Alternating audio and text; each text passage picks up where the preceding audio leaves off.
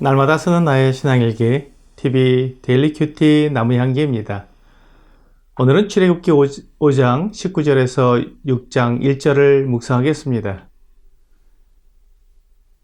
기록하는 일을 맡은 이스라엘 자손들이 너희가 매일 만드는 벽돌을 조금도 감하지 못하리라 함을 듣고 화가 몸에 미친 줄 알고 그들이 바로를 떠나 나올 때 모세와 아론이 길에 서 있는 것을 보고 그들에게 이르되 너희가 우리를 바로의 눈과 그의 신하의 눈에 미운 것이 되게 하고 그들의 손에 칼을 주어 우리를 죽이게 하는도다.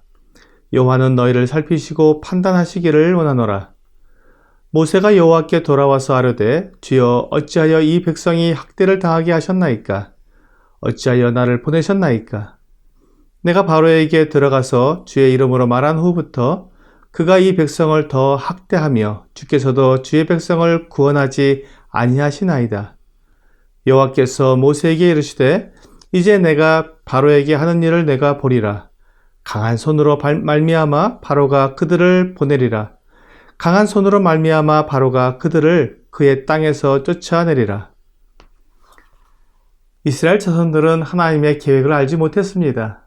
물론 모세로부터 이스라엘을 애굽에서 이끌어내어 가나안 땅에 들어가게 하실 계획을 듣기는 했지만 그것이 어떻게 이루어지는지에 대해서는 전혀 알지 못했습니다. 물론 모세도 모든 것을 다 완전히 알지 못했습니다. 하지만 모세는 하나님께서 하실 것이기 때문에 그 계획이 반드시 이루어질 것을 믿었습니다. 모세는 자신도 모든 계획에 대해 다 알지 못했지만 하나님을 믿었기 때문에 이스라엘 백성들처럼 원망하지는 않을 것입니다. 이스라엘 자손들이 만드는 벽돌을 계산하는 사람들이 바로에게 들어왔다가 바로의 생각이 확고함을 알고는 아무 소득도 없이 바로 앞에서 물러나왔습니다. 그들은 절망했습니다. 바로가 그들에게 부담시킨 일이 너무 크고 이루기 어렵기 때문에 이제 큰일 났다는 생각으로 바로의 궁을 나왔습니다. 그러다가 길에서 모세와 아론을 만났습니다. 그때 그들은 이 모든 문제의 원인이 모세와 아론이라고 생각했습니다. 그들은 지금 대단히 오해하고 있었습니다. 지금 그들을 누가 고통스럽게 만들고 있는지 그 원인을 혼동했습니다. 이스라엘 백성들은 지금 하나님의 편에 있는 모세, 그리고 자기들과 하나인 모세를 원인으로 보았습니다. 그래서 모세와 아론에게 불평과 원망을 했습니다. 하지만 그들을 괴롭히고 고통스럽게 하는 근본 원인은 애굽 왕 바로입니다. 그가 하나님의 말씀에 순종하고 그들을 놓아주면 아무 어려움이 없는데 그가 하나님께 불순종하고 고집을 부리며 하나님을 대적하기 때문에 이스라엘 자손이 고통을 겪고 있는 것입니다. 이스라엘 자손들이 그들의 고통의 원인을 정확히 알았다면 모세와 아론을 원망하지 않고 오히려 그들과 힘을 합하여 바로의 압제를 이겨낼 수 있도록 백성들에게 하나님을 믿고 하나님의 구원을 기다리도록 소망을 주었을 것입니다. 하지만 이스라엘 기록자들이 고통의 원인을 모세와 아론으로 생각했기 때문에 그들이 잘못된 원망과 불평을 모세와 하나님께 한 것입니다. 이스라엘 자손들에게 원망을 들은 모세는 하나님께 기도했습니다. 모세도 이러한 어려움과 고난이 이스라엘 백성들에게 온 것을 보면서 마음이 아팠습니다. 그래서 하나님께 기도했습니다. 하나님께서 이스라엘 백성들을 구원하신다고 하셔서 이러한 일을 시작했는데 왜 아직 이스라엘 백성들을 구원하지 않으셔서 이런 어려움을 겪게 하시는 것인지 하나님께 기도했습니다. 모세도 하나님의 계획이 어떻게 진행될지는 알지 못했습니다.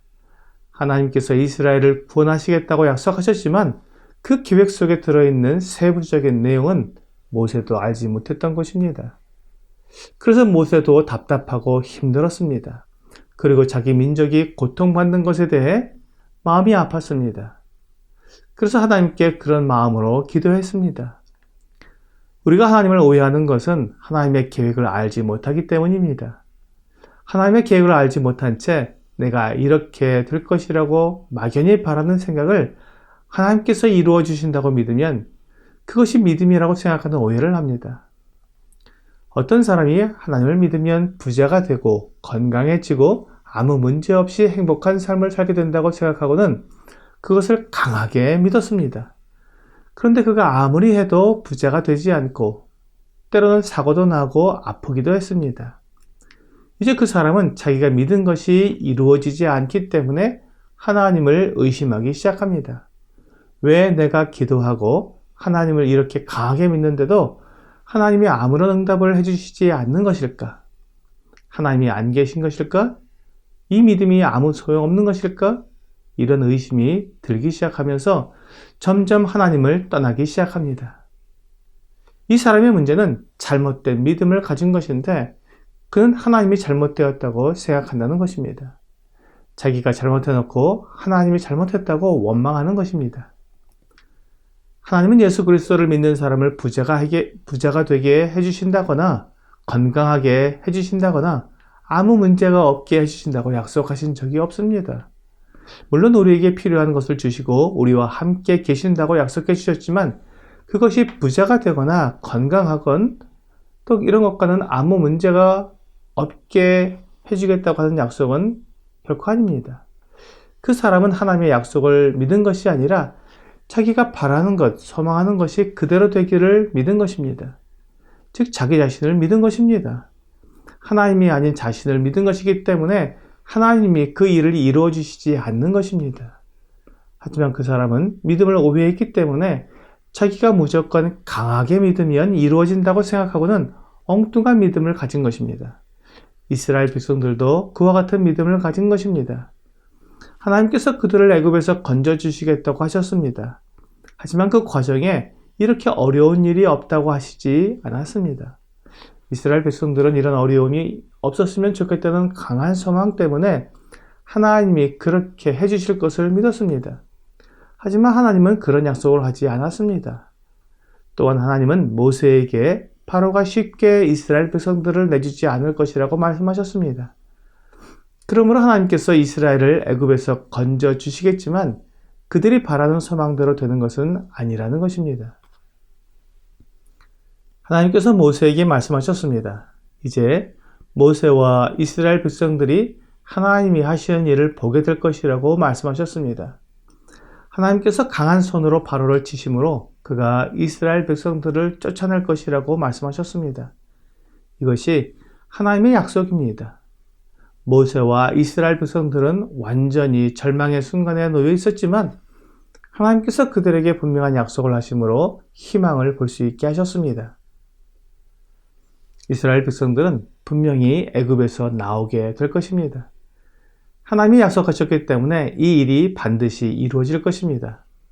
이것이 절망 중에 보이는 희망입니다. 오늘의 적용 질문을 보겠습니다. 내가 아무것도 할 수 없을 것 같은 절망적인 순간에 떠오르는 생각은 무엇입니까? 절망은 하나님의 계획을 알지 못해서 생기는 것입니다. 하나님의 계획을 정확히 알면 그 계획 속에 들어있는 희망이 보입니다.